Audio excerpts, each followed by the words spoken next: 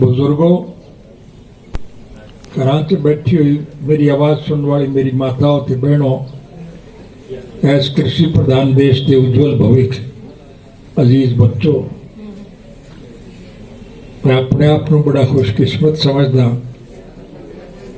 कि अज मैनू तुहाडे विचकार आके अपनी गल करने का मौका मिलिया। और ਇਹਦੇ ਲਈ बादल साहब वास्ते वोटां मंगण की तो लोड़ ही नहीं सी। बादल साहब नूं ते सारी दुनिया के पद्धर से लोग जिहड़े ने वो सब तो ज़्यादा सम्मान प्रदान करते हैं। इस कृषि प्रधान देश के पेंडू भरावां दा, किसानां दा, मजदूरां दा अगर कोई हित चिंतक बंदा है तो उसका नाम प्रकाश सिंह बादल है, जिन्हों ने इस कृषि प्रधान देश के हर नागरिक की मूलभूत जरूरियात पूरी की थी। साडा ये मुल्क कृषि प्रधान मुल्क देश कहलाता है। इस देश के का उज्जवल भविष्य खेती करने वाले किसान ते मजदूर हैं। ये किसान खुशहाल है तो देश मालामाल, और जो किसान कंगाल है तो फिर देश का बुरा हाल है। और अज मेरे कहने की लोड़ नहीं, किसानों ते सब तो ज़्यादा मार पै रही है, क्योंकि बदकिस्मती दे नाल सारे मुल्क के अंदर एक अजिही सरकार बन गई, इसका कम केवल लुट खो मचाना है, लोगों के हितों की राखी करना नहीं, केवल पैसे बटोर के खाते। और इस किस्म के कानून बनाए जाते हैं जिस दे नाल योजनाबद्ध तरीके तो लोगों का पैसा इस देश के मुट्ठी भरों ना बड़े उद्योगिक घराणियां को जाता है, जिन्हों की संख्या 15-20 तो वध नहीं है, और उन्होंने को सीधा पैसा ही काम नहीं। इतने लुटेरे हैं और लुटन खोण वास्ते लोगों का प्रेम प्यार ते भाईचारा बिगाड़ने की कोशिश करते हैं। साथियों, मैनू दुनिया के 152 मुल्कों च जाने का मौका मिले है, सैर सपाटा करने वास्ते नहीं, दुनिया के हर मुल्क के राजनीतिक, आर्थिक और सामाजिक हालात की जानकारी करने वास्ते गया।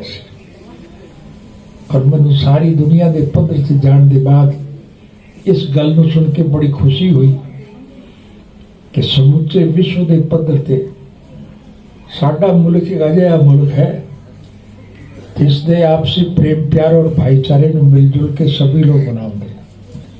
हिंदू, सिख, मुसलमान, ईसाई, चमार, धानक, वाल्मीकि, रेगर, खटीक, खाती, कुम्हार, लुहार, सुनार, मणियार, ब्राह्मण, बणिया, पंजाबी, कर्मचारी, कारखानेदार ते मजदूर, किसान ते कमेरे, सारे लोग हम अपने तीज त्योहार आपसी प्रेम प्यार के भाईचारे के नाल मिलजुल के मनाते हैं। साडे च कोई भेदभाव नहीं होंदा सी, लेकिन दुर्भाग्य के नाल एक अजिहे हत्था च सरकार आ गई जिन्हों ने इस देश के लोगों के आपसी प्रेम प्यार के भाईचारे नूं बिगाड़न वास्ते सानू आपो विच लड़ाने की योजना बनाई, और उसका परिणाम ये निकलिया कि साडा देश आर्थिक तौर पे बहुत बदनाम हो गया और बहुत कमज़ोर हो गया। इसलिए भराओ, तुसी खुशकिस्मत हो कि तुहानू एक नवे सिरे तो मौका मिले है। पंजाब की चोणां हो रही है और तुसी खास तौर पर खुशकिस्मत हो कि तुहाडे इस क्षेत्र चों चोण लड़न वाला बंदा जिहड़ा है वो समुचे पद्धर ते मुल्क ते सारी दुनिया के अंदर इसका नाम कायम है कि वो व्यवहारिक तौर पर लोगों के हितों की राखी करने वास्ते जिन्ने कम मुख्यमंत्रित्व काल से सरकार प्रकाश सिंह बादल ने करे, किसी होर ने नहीं करे सन।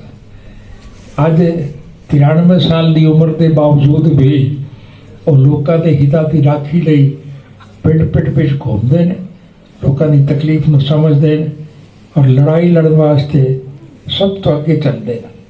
देश की आज़ादी के बाद अगर सब तो ज़्यादा यातनाएं तकलीफ किसी बंदे ने देखी तो ਉਹਦਾ नाम प्रकाश सिंह बादल है। दुनिया के भारत वर्ष की हर एक जेल विच उन्होंने जाना पिया है सिर्फ लोगों के हितों की राखी लई। इसलिए मैं तुहानू ये अर्ज करन आया हाँ कि तुसी गिनती लाण की लोड़ नहीं। तुहाडे पिंड के 100% वोट सारा पिंड इकट्ठा होकर प्रकाश सिंह बादल के हक में उन्होंने चोण चुन के विचार पे मोहर लगा के उन्होंने भारी मतां दे नाल जिताओ। प्रकाश सिंह बादल के जीतन के बाद देश की राजनीति च बदलाव आएगा। फिर कमेरे इस देश के राज भाग के मालिक होंगे और लुटेरे जेल की सलाखा के अंदर बंद किए जाएंगे। जेल तो रिहा होने के बाद मैं सब तो पहला उन्होंने लोगों का आभार व्यक्त करने वास्ते गया सी जिन्हें पिछले 1 साल तो गर्मी सर्दी की परवाह किए बिना बारिश झक्कड़ की परवाह किए बिना भूखे त्याए 1 साल तो लोगों के हितों की राखी लई सड़कों पर बैठे हुए। उन्होंने सोच केवल एक ही है कि इस देश का हर नागरिक इकट्ठा होकर इस लुटेरी सरकार को सबक सिखाए। और मैनू उत्थे जाके देख के बड़ी खुशी हुई कि 36 बिरादरी के लोग इकट्ठे हैं।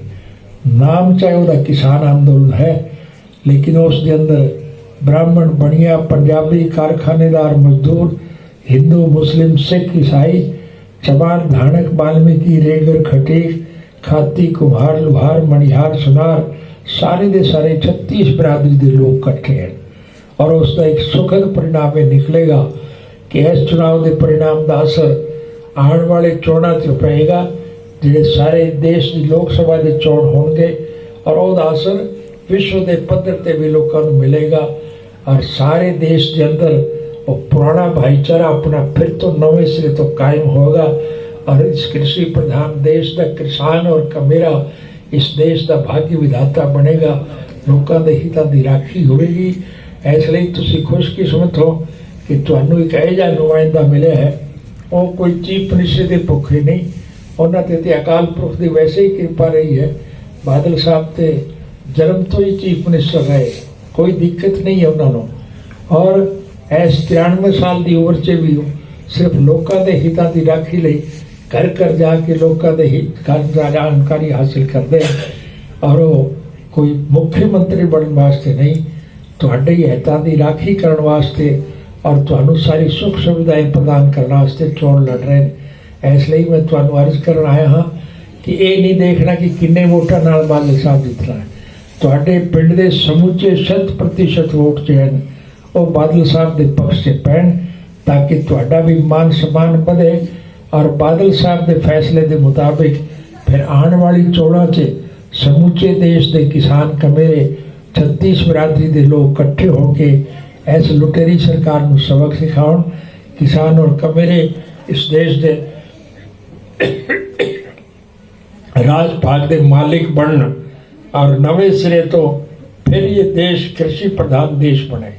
अज सारी दुनिया के अंदर हमारा देश एक अजिहा देश ही जिसकी अर्थव्यवस्था केवल खेती से टिकी है। किसान खुशहाल है तो देश मालामाल है और किसान कंगाल है तो देश का बुरा हाल है। अज किसान की हालत सब तो ज़्यादा खराब है। इस लुटेरी सरकार ने लुट्टन खोण का काम किया है। इसलिए लुटेरिया को सबक सिखाने वास्ते सारे भरा इकट्ठे होके एक वोट जोड़ा है और बादल सिद्धार्थ साहब के चोण चुन का बटन दबा करके उन्होंने भारी मतां दे नाल जिताने का काम करो। यही अर्ज करने वास्ते मैं तुहाडे कोल आया हाँ। तुहाडे चोण जितण के बाद मैं धन्यवाद करने वास्ते फिर तुहाडे कोल आवांगा। वाहिगुरू जी का खालसा वाहिगुरू जी की फतेह। किसी के पल्ले कुछ नहीं। बादल साहब ही एक अजय बंदा है नवे सिरे तो देश के मुख्यमंत्री का पदभार संभालेंगे और 93 साल की उम्र के अंदर नवे सिरे तो देश के गरीब किसान कमेरियां के हितों के लिए संघर्ष करेंगे। श्रोमणी अकाली दल कितनी सीटां जितेगा जी पंजाब च? श्रोमणी अकाली दल कितनी सीटां जितेगा जी पंजाब च?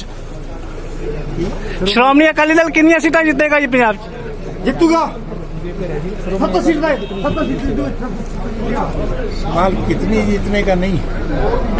चीफ मिनिस्टर प्रकाश सिंह बादल बनेंगे, मेजोरिटी उनके साथ है। Thank you sir.